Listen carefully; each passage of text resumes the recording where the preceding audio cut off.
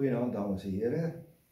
U sal onthou so 'n paar maande gelede het ek vir u gesê dat ek verskriklik graag die Griekse klaviersonate op 'n 7 in E mineur weer wil afstof. Nou ek het die volledige sonate in 1980 laas gespeel, so dit is nou so 45 jaar gelede. Ek kan amper nie dit glo nie, maar in elk geval ek het weliswaar gegaan en die tweede en die derde beweging daarvan by geleentheid gespeel al op konserte, maar toe het ek vir u gesê ek wil graag die volledige sonate doen en ek het begin met die derde beweging. Ek het dit vir u opgeneem en gespeel, bekendgestel. Ek het vir u die laaste beweging en so relatief onlangs het ek vir u die eerste beweging bekendgestel. En maar toe het ek ook vir u gesê die tweede beweging het ek al opgeneem en dit is op my YouTube kanaal. Maar ek gaan hom tog vir u speel want ek wil mos nou ook weer kan speel, né? So ek gaan nou vir u die tweede beweging van die sonate voorhou. Nou die aanduiding is andante molto, dit beteken op 'n rustige, stadige gangpas.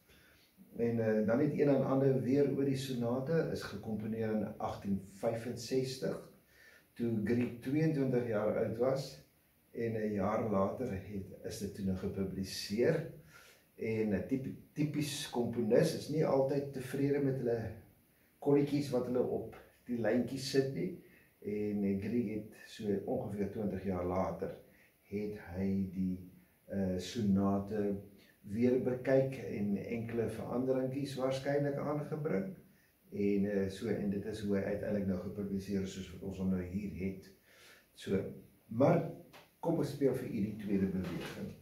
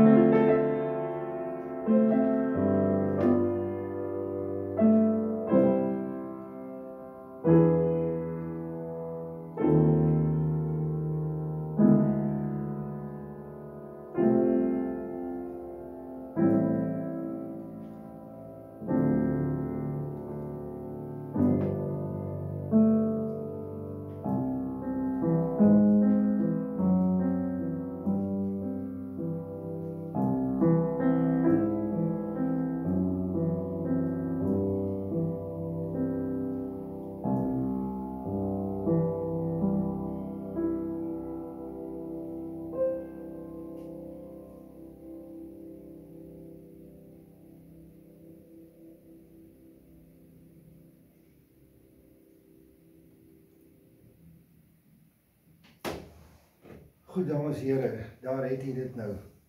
En lekker slaap. Totsiens.